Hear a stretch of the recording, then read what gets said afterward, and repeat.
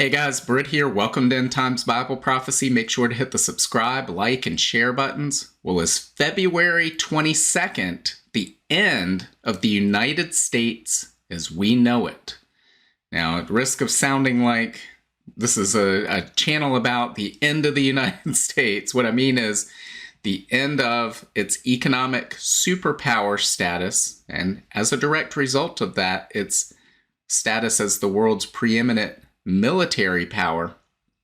I believe if we look at the videos we put out over the past few weeks, we can make a good case that that happened on January 11th when the United States attacked the Houthi rebels and failed to secure the shipping lanes of the Red Sea so that they were freely navigable for international trade. One of the primary responsibilities of the U.S. Navy, directly applicable to this U.S.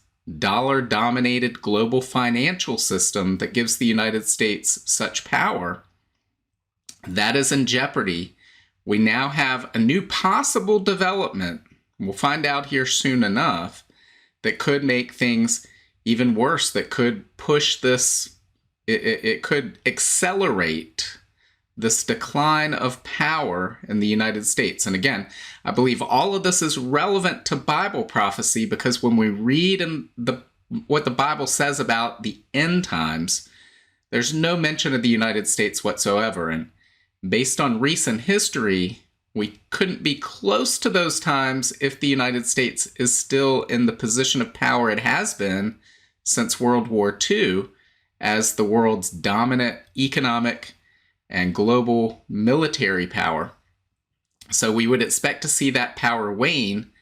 Unfortunately, that's what we're seeing happen right now, but that's what we would expect to see if we live in the times where we are approaching this tribulation period foretold in the Bible. And I believe we are based on all the other signs that Jesus and the prophets said to look for. So what are we seeing take place right now? What could happen on February 22nd? I want to turn your attention to this article right here.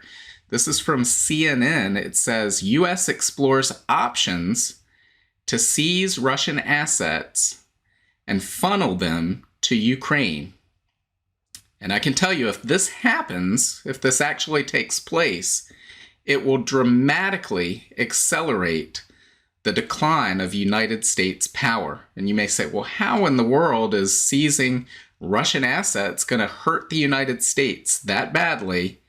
Wouldn't it hurt Russia? And we're going to walk through the process of why that is. They actually get to this in this article. Of course, it's buried down below, right? It should be the lead paragraph. As we know in these news stories, it never is. They always bury the lead down at the bottom where they know nobody will continue reading, but we're going to look at that. We're going to look at what is the probability that this happens and what will happen if this is the case. So let's see what it has to say. It says, top Biden administration officials have spent the last year quietly trying to figure out how to divert billions of dollars in frozen Russian assets to cash-starved Ukraine. The proposal the U.S. is hit on, described in detail here for the first time, is based on a novel legal theory to justify seizing and transferring to Ukraine the roughly $300 billion in Russian central bank assets which have been frozen by the West since Russia invaded Ukraine in February 2022. And notice it was February 22nd, 2022 that happened. So the proposal is to do this, to seize these assets on February 22nd of this year, which would be the 2-year anniversary of Russia's invasion of Ukraine. So that's why February 22nd stands out as a date. That's when they're saying they want to do this. It goes on, it says the White House and the U.S. government believe Russia should be on the hook for paying for all of the damage and destruction they've caused in Ukraine. But the rare maneuver would require buy-in from U.S. allies in the Group of Seven to have a real impact, officials said. The vast majority of Russia's central bank assets that were frozen by the G7 and the European Union are held by the EU. with the U.S. only holding around $5 billion worth. It would also require Congress to pass a bill introduced last year called the Repo Act that gives the president authority to move forward with seizing Russian assets held in the United States. So here they're talking about these frozen assets. They did this almost 2 years ago of the Russian central bank, but also there are citizens, if you recall, Russian citizens, some of whom had lived abroad, hadn't even lived in Russia for years. Their assets were frozen also. They want to seize all of these, direct those funds toward Ukraine to use against Russia, and I'm sure some will be skimmed off at the top as well. So that's what they do with these things. But let's scroll down several paragraphs and we'll find out why this is such a big deal. It says the U.S. has emphasized to allies that the seizures would be done for, quote, a very specific legal reason, right? So we talked about this type of legalese language they use. They go, well, we don't intend, this is what this means. We don't intend to do this to anybody else. It's just this one time. It's a very, very, very, very specific legal reason that we're doing this. We pinky promise that it's never going to happen again, right? We're only doing it for this very specific legal reason. And of course, they're going to have to jump through a lot of legal hoops and contort themselves in order to make this, quote, legal. But it says, and not one that is so broad that it risk, and here's the key, spooking financial institutions with assets held overseas.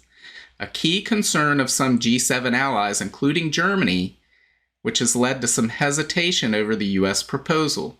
So guys, let's talk about the United States, this dollar-denominated global financial system that gives the United States its power, gives the U.S. the power to project military power across the globe. We're already seeing that under assault in the Red Sea. We're seeing that, well, the U.S. Navy may well be obsolete in some respects. And I believe it is. And so that's a huge shift, a huge turning point. But where does the U.S. Navy, the U.S. military get the ability to have aircraft carriers and all of this power that is projected around the globe? Well, it comes from the economy, the economic might of the United States and this dollar-denominated global financial system where the dollar is the world's reserve currency and U.S. Treasury debt, so the debt that is issued by the United States, is held as the reserve asset by many countries around the world.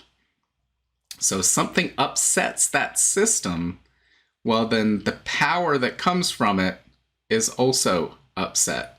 And that's what they're talking about here. So one of the reasons for the system being in place, well, we've talked about things like making sure that the world benefits from open traffic on international waterways. We're seeing that that's not applicable anymore. The United States has failed in that. Another thing we see as well, the United States has the deepest and most liquid debt markets in the world, meaning the United States debt and holding this debt as an asset. Well, now you're telling me you could take it if we do something that you don't like. It's also held up by something called the rule of law. The United States has a rule of law that gives a level of trust to the world. And now we're saying, well, we'll jump through a bunch of legal hoops. We'll do what we need to, quote, make this legal so that we can seize these assets. If that happens, that trust goes away. So you lose all trust by any nation that thinks that it might find itself on the wrong side of the United States. Even allies of the United States who might say, well, I don't want to, I think what the United States is doing in a particular instance is wrong, but Dare I tell them that and not go along with what they want to do, or are they going to seize my assets? So what would happen if they seize these Russian assets on February 22nd? If they do that, we are going to see a huge selling of U.S. treasuries, because who would want to hold those? Doesn't mean that no one would want to hold it, but a number of countries are going to simply get rid of theirs. China would be at the top of the list, but any other country that thinks, well, I'm not so sure, or, we need to diversify into something else, we should do that. And a lot of people, there are a lot of people who would say as a counter argument, well, what are they going to diversify in? And that's what people who are advocating this policy say. If they sell U.S. treasuries, that's the world's, they call it in the financial world, the risk-free asset of the financial system. Well, again, I would point out, if they can seize it, well, it's no longer risk-free. It was never risk-free to begin with because it was under assault by inflation all along. But people generally believed, okay, if I hold this, even though the purchasing power of dollars is going down, I'll get paid those dollars back by holding these treasuries, holding this U.S. debt. But now if they can outright seize it, well, then it's no longer risk-free, and that upsets the entire financial system. So there are dire consequences to doing this, and that's what we're going to see. And those same people would say, well, what else are they going to hold? Are they going to hold Chinese debt or Russian debt or some other debt that's even more unlikely to be paid back or has more risk? And they act as if there is no alternative. There is a clear alternative. We'll look at that in a moment, a little more in depth. But first, what are the odds that this will really happen? Is this just a bunch of talk? Well, I think the odds are very high. There's a high probability that we will see this take place. We know the White House is clearly behind it. We know the Senate is clearly behind it. Democrats control the Senate. Many Republicans are on board with this. There's a bipartisan effort to push this forward.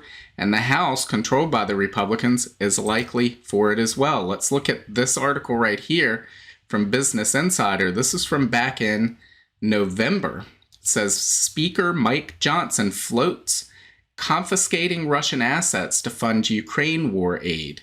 Quote, it would be pure poetry. So there's been reluctance by Republicans to spend more taxpayer dollars on the war in Ukraine, but if we can seize these Russian assets to do it, that would be pure poetry.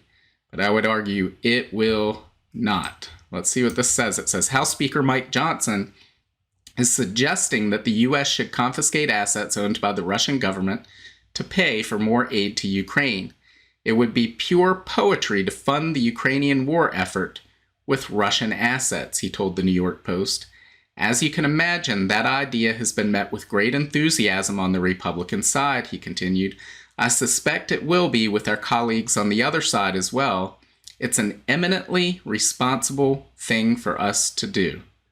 And then this article notes it's not as straightforward as it sounds. And no, it is not. And guys, it is not an eminently responsible thing to do. It is an irresponsible thing to do. It will be one of the dumbest things the United States could possibly do. It will not be pure poetry. It will harm the United States to a degree magnitudes greater than it would harm Russia to do this. For the reasons we just talked about, it would cause foreign nations to start dumping our treasuries. And so the interest on the national debt would go up. We would see much higher inflation than we've seen in the past 3 years, much higher. It would become harder and harder to finance the debt. Countries just wouldn't want to hold treasuries. And let's look at what that means. Well, this is from the Federal Reserve itself. Federal Reserve Bank of St. Louis. This is federal debt held by foreign and international investors. And that came in the latest quarterly data, third quarter of 2023, at $7.6 trillion. So let's put that in perspective. Exactly how much is that? Well, let's look at what the national debt is. Again, this is from the government data. National debt as of the same time frame is 33 point almost $2 trillion. And frankly, since this is quarter three, it's higher than that. I think it's 34 trillion at this point. But guys, that's around 23% of the national debt, of the debt issued by the United States, is held by foreigners overseas. Now, I don't know if they're also counting, what if there's U.S. banks holding these, but the account owners are foreign investors? We really don't know how much selling would be triggered by an act such as this coming into play. But if they do this, there will be massive selling. It will cause massive inflation in the United States as people dump the dollar and they dump treasuries. Again, that doesn't mean the dollar goes to zero. It doesn't mean that nobody will want dollars or treasuries. What it means is a whole lot less people will want them, and they will sell them. And that selling will cause massive inflation. It will cause, we will have to pay higher interest rates, or what's most likely is the Federal Reserve Bank, the central bank of the United States, will go out and purchase those, meaning they'll create dollars in order to buy those treasuries so that they can keep the interest rate down so it doesn't destroy the United States with, massive interest rates on a massive national debt.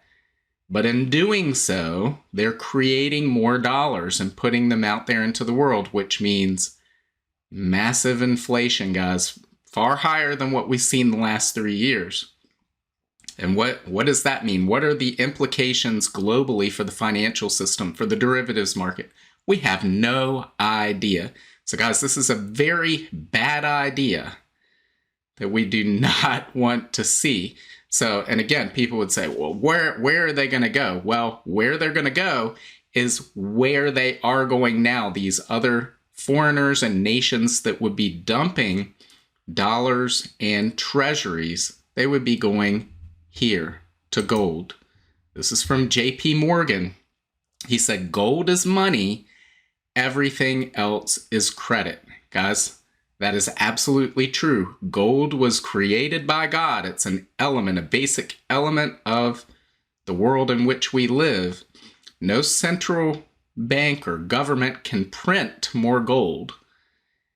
Everything else is credit. The dollar and treasuries are credit. They're only as good as the promise of the person who made the promise. Do you understand that? So if a promise is made that you're going to repay a debt, and then you say, well, based on this specific legal instance, we don't have to pay you back. Well, then you've broken that promise. And guys, I would argue that promise was broken a long time ago when Nixon severed the dollar's tie to gold, but it will become abundantly clear to every nation in the world and every foreigner in the world who is a citizen of a nation that might find itself on the opposite side of the United States. And again, this has nothing to do with whether the war in Ukraine is justified, whether Putin's evil, no matter what you think. This is just a matter of human nature.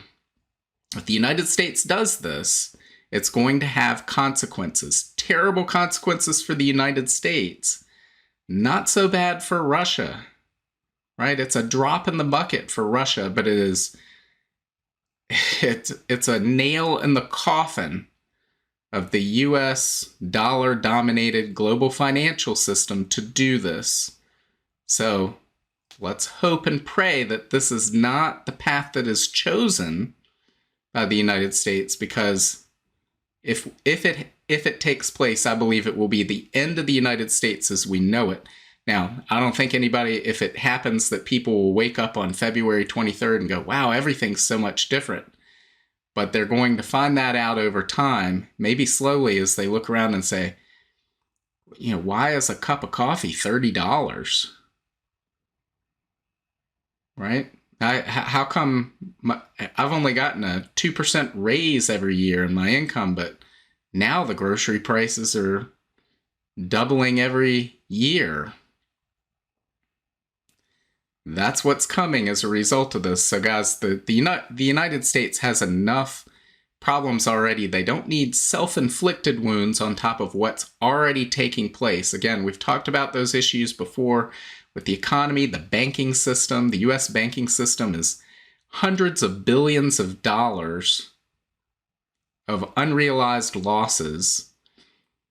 We've got this house of cards financial system. The whole world is built on this house of cards financial system of fiat currencies that are worthless other than that people believe they have value, and quadrillions of dollars in derivatives that could blow up. Warren Buffett called those financial weapons of mass destruction, because all of this could come crashing down in the very near future. This could be one of the triggers. I believe also one of the triggers is what we've been talking about that's happening in the Red Sea.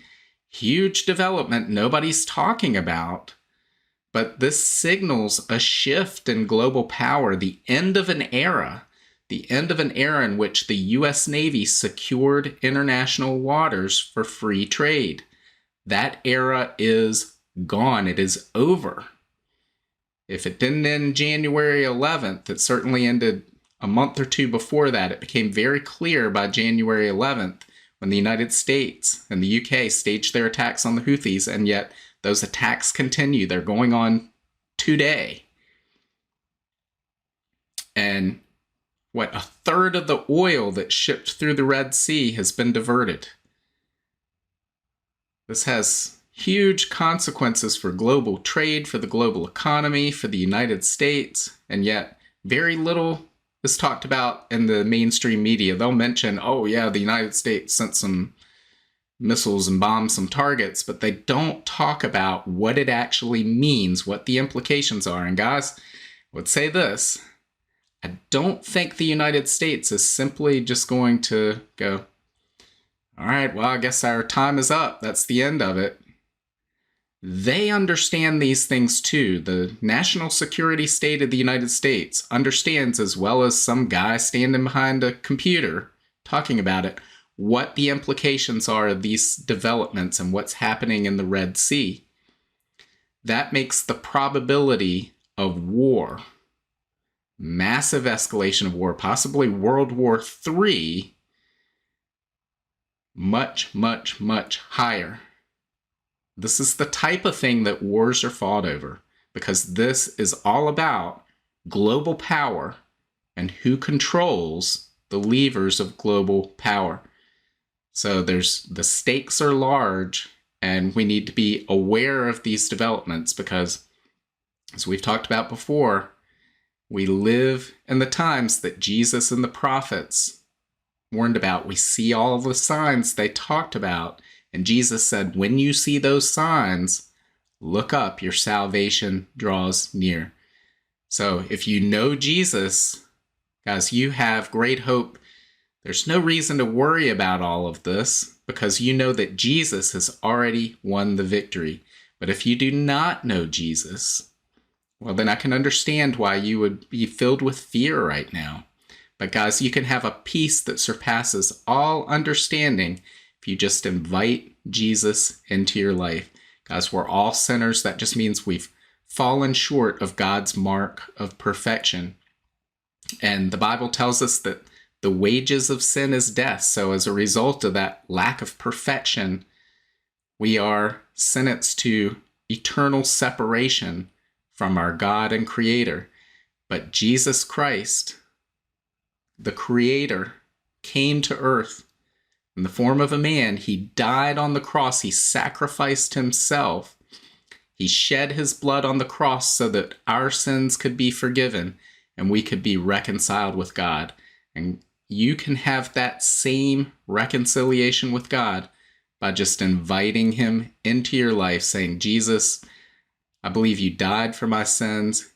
You died on the cross. You rose from the dead and you live right now. I put my full trust in you. And guys, you will be saved. You will experience, as I said, a peace that surpasses all understanding. So if that's you and you're watching this, I hope that you will do that today, that you'll invite Jesus into your life. Guys, the world, we seem to be in this perpetual crisis. and I feel like when I put these videos out that it's people go, well, this is clickbait. Every day he's got some headline that says this is a big deal or the end or this thing's going to happen. But guys, the reason that is happening is because Jesus is coming back. And Jesus himself said that the times before he arrives, before he comes back, would be like birth pains, like a woman in labor, meaning they would increase in frequency and intensity as the time of the main event draws near. So as we get closer to the return of Jesus, we would expect these birth pains in the world. That's what we're witnessing right now. That's why we seem to be having one crisis after another over and over. I would expect that to continue. So let me know what you think. Leave your comments below. Make sure to hit the like, share, and subscribe buttons. God willing, I will see you next time. Bye. If you want to learn more about the end times and Bible prophecy, make sure to sign up for my free monthly newsletter and get your copy of my free ebook, 7 Signs of the End Times. Just follow the link in the description to get your free book. Also, make sure to check out all of my books. Just look up Brit Gillette on Amazon, Barnes & Noble, Apple iBooks, Google Books, Kobo, or anywhere books are sold. Thanks for watching today, and until next time, keep your eyes fixed on Jesus, the author and perfecter of our faith.